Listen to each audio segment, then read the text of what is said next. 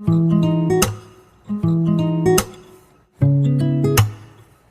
मैं हूं कुशाग्र सिंह। आज आपका फिर से स्वागत है मेरे एक नए वीडियो में। आज हम जानेंगे मोनोरेल्स के बारे में। तो सबसे पहले तो ये समझते हैं कि मोनोरेल आखिर होती क्या है। तो मोनो का मतलब होता है एक। तो जो भी ट्रेन सिर्फ एक ट्रैक पे चला करती है उसे हम मोनोरेल कहते हैं। और एक ट्रैक यानी कि ये सिंपल ट्रैक नहीं होता है, ये थोड़ा अलग टाइप का ट्रैक होता है, काफ़ी बड़ा रहेगा। और इसे ट्रैक के साथ साथ आप रेल और बीम भी बोल सकते हैं। तो ये बड़ा सा सीमेंट का रहता है, नहीं तो फिर कई बार ये लोहे के भी रहते हैं। अभी हम आगे इसके बारे में समझेंगे कि क्या है। तो चलिए शुरू करते हैं। अब मोनोरेल के भी 4 टाइप्स हुआ करते हैं, जिसमें सबसे पहला आता है जो कि सिंपल ट्रेन रहती है, ट्रैक के ऊपर में चलती है। इसके बाद इसका दूसरा टाइप आता है सस्पेंशन मोनोरेल, जो भी गाड़ियाँ लटक के चला करती है। आपने कई बार देखा होगा, इन्हें कई जगह पर देखा होगा।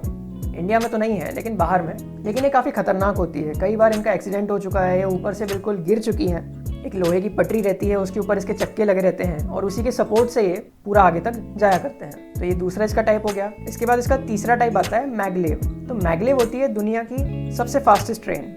इसके बारे में तो पूरा अलग से वीडियो डेडिकेट करना ही पड़ेगा, क्योंकि ये दुनिया की फास्टेस्ट ट्रेन है। फिलहाल ये शंघाई चाइना में चल रही है। इसका भी एक अलग से ट्रैक रहता है, उस पर बहुत तेजी से चला करती है। और इसके बाद इसका फोर्थ टाइप आता है रबर टायर्ड मोनोरेल। कुछ मोनोरेल ऐसी भी होती है जिनमें कि रबर के टायर्स होते हैं। और मैं आपको बता दूं कि जो पहली मोनोरेल है वो चली थी रशिया में 1820 में। अब आप ये चीज़ समझ लीजिए कि कितने पहले से मोनोरेल चल रही है। और मैं आपको एक और चीज़ बता दूं, मोनोरेल का पूरा सिस्टम एलिवेटेड रहता है, मतलब कि एक ब्रिज के ऊपर चलेगा, कभी भी ये ज़मीन पे नहीं चलते। और मोनोरेल सिमिलर होती है लाइट रेल्स की तरह, या फिर आप मेट्रो भी कह सकते हैं, उनकी तरह ये सिमिलर होती है। उनकी जितनी इनकी कैपेसिटी होती है और काम भी ये कुछ उस तरीके से ही करती है, बस इसके ट्रैक्स में फ़र्क होता है, जिस कारण से इसे हम मेनली डिफ्रेंशिएट करते हैं। अब अगर हम इंडिया की बात करें तो इंडिया में फ़िलहाल ये बस मुंबई में चल रही है, जिसे आपने बहुत सुना ही होगा मुंबई मोनोरेल के नाम से। इसके पहले ये गोवा में भी लाई गई थी, गोवा स्काई बस मेट्रो के नाम से। तो एक्चुअली में वो मोनोरेल ही थी जो कि फेल हो गई। उसके जब ट्रायल्स चल रहे थे तब वो ट्रेन नीचे गिर गई, जिस कारण से उसमें एक की मौत हो गई थी और 2 जन घायल हो गए थे। तो उसके बाद से वो प्रोजेक्ट ही हटा दिया गया, जिस कारण से गोवा की मेट्रो पूरी तरीके से हट गई। और फिलहाल मोनोरेल बस मुंबई में चल रही है, जिसका पूरा प्रोजेक्ट 2019 में ही कंप्लीट हुआ था। तो चलिए अब हम मुंबई मोनोरेल के बारे में जानते हैं। तो मुंबई मोनोरेल की नींव रखी गई थी 2005 में और ये स्टार्ट हुई 2014 में, मतलब कि 2014 में ये बन चुकी थी। लेकिन इसका पूरा प्रोजेक्ट कंप्लीट हुआ है 2019 में, मतलब कि बस 2-3 साल पहले ये पूरी की पूरी कंप्लीट हुई है। अब आपके मन में ये डाउट आ रहा होगा कि जहाँ पर मेट्रो बना सकते हैं वहाँ पर हमने मोनोरेल क्यों लाई, मतलब कि मुंबई में मेट्रो क्यों नहीं लाई गई, मोनोरेल क्यों लाए। तो मैं आपको बता दूं, मोनोरेल के कई फायदे हुआ करते हैं, जिस कारण से ये थोड़ा ज़्यादा अच्छी है। हालांकि इनके कुछ नुकसान भी है लेकिन फ़ायदे भी हैं। अब सबसे बड़ा फ़ायदा तो इसका ये है कि ये मेट्रो से काफ़ी सस्ती पड़ती है। इसके कोचेस भी सस्ते पड़ते हैं और साथ ही साथ आपने देखा होगा कि जो मोनोरेल के ट्रैक्स है वो सिर्फ एक सिंगल ऐसे बना हुआ रहता है, तो उसमें कोई ज़्यादा एरिया की ज़रूरत नहीं पड़ रही है, जिससे कि सीमेंट की काफ़ी बचत हो रही है और साथ ही काफ़ी आराम से बन भी जा रहे हैं। और जहाँ भी ट्रेन को शार्प टर्न लेना होता है तो वहाँ पर मोनोरेल एकदम आराम से ले लेती है। अब मुंबई में क्या है कि आजू बाजू दोनों तरफ काफ़ी सारी बिल्डिंग्स है, बीच में रास्ता वैसे ही कम है, तो वहाँ पर मेट्रो नहीं बनाई जा सकती। हालांकि मुंबई मेट्रो भी है, लेकिन कुछ एरियाज़ में मेट्रो को लाना पॉसिबल नहीं था, इसलिए वहाँ पर मोनोरेल लाई गई, जिससे इसके ट्रैक्स बहुत आसानी से बन गए और ये सस्ता भी पड़ गया। इसलिए मुंबई में मोनोरेल चल रही है। लेकिन बहुत से रीजंस ऐसे हैं जिनकी वजह से मेट्रो को ही हम ज़्यादा अच्छा मानेंगे, वो हम आगे समझेंगे। फिलहाल मैं आपको मुंबई मोनोरेल के बारे में और एक चीज़ बता दूं कि इसे सप्लाई किया था मलेशिया की कंपनी ने, जिसका नाम है स्कॉमी रेल।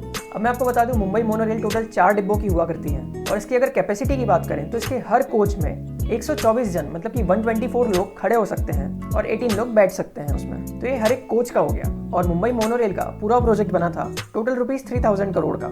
19.54 किलोमीटर की टोटल ट्रैक्स है ये, और भी आगे मैंने सुना है कि इसे बढ़ाया जाएगा।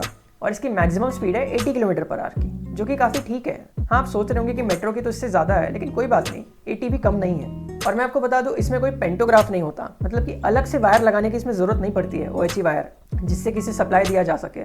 तो फिर आप सोच रहे हैं इसे सप्लाई कैसे मिलता है, तो मैं आपको बता दूं कि इसी के ट्रैक में एक थर्ड रेल हुआ करती है, जिससे कि इसे सप्लाई मिलता है। तो ये जब भी चलती है तो उससे कंटिन्यूअसली इसे सप्लाई मिलती रहती है। साथ ही साथ मैं आपको बता दूं, इसमें भी 3 फेज का AC इंजन लगा है और इसमें वेरिएबल वोल्टेज, वेरिएबल फ्रीक्वेंसी है, जिसे कि हम VVVF भी बोलते हैं। इसके कारण से इसमें एक्सेलरेशन और डिसेलरेशन बहुत स्मूथली होता है, बहुत आराम से स्पीड भी पकड़ती है और बहुत आराम से ब्रेकिंग भी होती है इसमें। साथ ही साथ इसमें इलेक्ट्रोन्यूमेटिक ब्रेकिंग दी गई है। अब आप सोच रहे होंगे कि ये क्या है, तो अगर आपको याद हो तो मैंने एक रीजनरेटिव ब्रेकिंग का वीडियो बनाया था, उसमें मैंने रीजनरेटिव ब्रेकिंग के बारे में बताया था।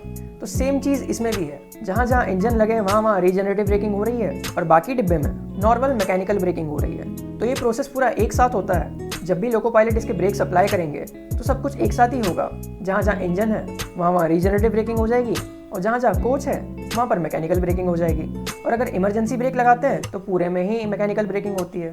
तो ये आ गई इसकी एक और बात कि इसमें इलेक्ट्रोन्यूमेटिक ब्रेकिंग लगा है, और साथ ही साथ इसमें ऑटोमेटिक कपलिंग दी गई है। कपलिंग की वीडियो में मैंने आपको बताया था डेलनर कपलर के बारे में, जो कि ऑटोमेटिक होता है। इसमें भी वैसी टेक्नोलॉजी है कि दो ट्रेन्स को आपस में जोड़ने के लिए कोई अलग से इंसान नहीं चाहिए, आराम से जुड़ जाया करेंगी। और साथ ही साथ इसकी कपलिंग कुछ ऐसी डिज़ाइन करी गई है कि जब भी इसका एक्सीडेंट होगा तो इसकी कपलिंग पूरी एनर्जी एब्जॉर्ब करेगी। और इसमें इमरजेंसी वार्निंग सिस्टम भी लगा है, जो कि इमरजेंसी के टाइम पे लोको पायलट को बराबर से बता देगा। सीसीटीवी कैमरास भी लगे हैं, वो तो आजकल हर ट्रेन में होते हैं। तो ये थी इसकी काफ़ी सारी खास बातें, लेकिन अब मैं आपको इसकी बुराइयां भी बताता हूँ। अब कोई भी चीज़ पूरी तरीके से अच्छी तो हो नहीं सकती, तो इसकी लिमिटेशन ये है कि मान लीजिए कभी अगर इमरजेंसी आ गई बीच रास्ते में जहाँ भी ट्रेन जा रही होगी, अब अगर वो बीच में कहीं रुक गई तो वहीं की वहीं खड़ी रहेगी। मेट्रो में क्या हुआ करता है कि एक इमरजेंसी डोर रहता है जहाँ से कि लोग उतर के कोई भी पास वाले स्टेशन पर जा सकते हैं इमरजेंसी के टाइम पे, लेकिन इसमें तो ट्रैक ही इतना पतला है, इसमें ना लोग उतर सकते हैं ना कहीं जा सकते हैं। ये इसका एक लिमिटेशन हो गया कि जब भी कोई इमरजेंसी आएगी तो वहीं के वहीं अटक जाएगी, तो लोगों को काफ़ी देर तक उसमें फंसे रहना पड़ेगा। साथ ही साथ मैं आपको इसकी स्पीड भी बताऊंगा कि इसकी स्पीड काफ़ी कम रहती है मेट्रो के मुकाबले,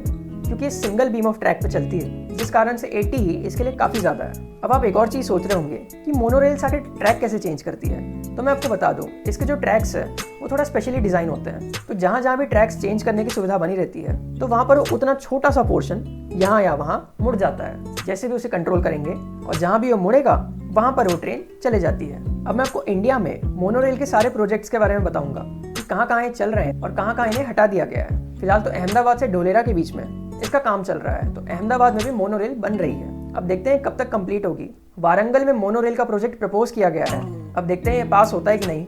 एजवाल, तिरुचिरापल्ली और साथ ही साथ मदुराई में मोनोरेल के प्रोजेक्ट्स लाने की बात कही गई थी, लेकिन वो बस पेपर्स में है अभी तक। इसके साथ साथ चेन्नई, कोयम्बटूर, कोलकाता और कानपुर, यहाँ पर भी मोनोरेल लाने की तैयारी चल रही थी, लेकिन इन्हें रिप्लेस कर दिया गया मेट्रो से। तो आई होप आज आप मोनोरेल के बारे में काफ़ी अच्छे से समझ गए होंगे कि ये क्या है, कैसी होती है। कुछ समझ ना आया हो तो कमेंट करें, मैं आपको उसे समझाने की कोशिश करूंगा। मिलते हैं किसी और वीडियो में ऐसी बहुत सारी जानकारियों के साथ। Thank you so much for watching this video. धन्यवाद।